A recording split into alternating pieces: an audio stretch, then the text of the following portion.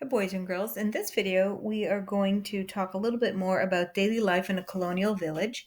And the focus for today is on chores that men and women and children did.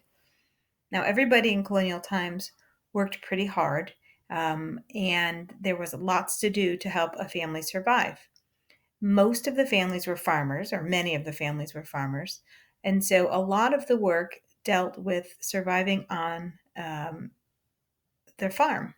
So here's a picture. This is something that young girls would do and also women. So women and girls were in charge of all of the cooking for a family. And young girls would work right alongside their mothers to learn how to cook. And they would help prepare and serve all of the meals. Young girls also did things like gather eggs. They worked with the farm animals, but generally they did things like gather eggs or milk cows and that type of work. This is a picture of a woman milking a cow, although I think that might be an ox. I'm not sure. But women did the gardening that was close to the house, like herb gardens and things.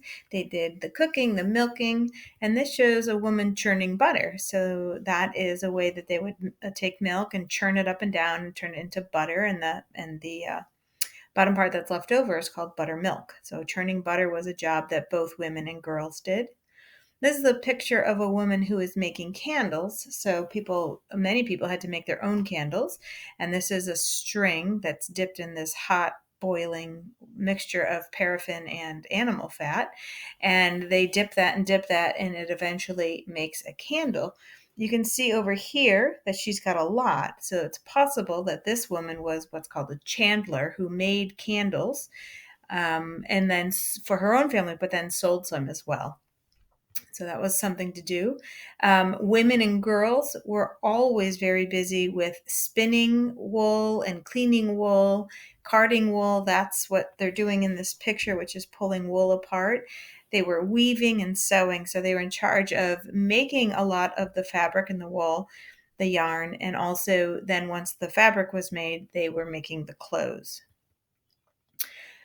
Men and boys often worked together, and one of their main jobs for many New Englanders was they were in charge of the large field crops like corn or wheat or barley that grew in a large field. This is a man who's using a wooden plow being pulled by a horse.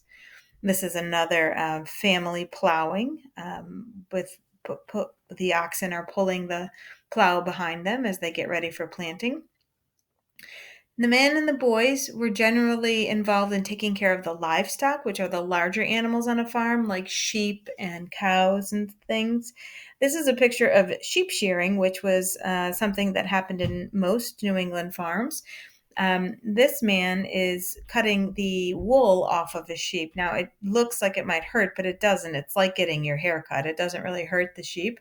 These are the shears, which were super, super sharp. But again, it's like a haircut. The sheep maybe doesn't like it so much, but it doesn't hurt them. So that would be a big part of what a man and a son would do. And then they would bring the wool into the women in the house who would then clean it and prepare it and turn it into yarn. Men were also in charge of hunting for food and fishing, and they also trapped small animals. Men were also involved in building things like houses or barns or furniture and all kinds of things that needed to be built. Most colonial men had some skill in building things in order for their family to survive. And that is the end of the video for today, which focused on the chores that men, women, and children did in a colonial village.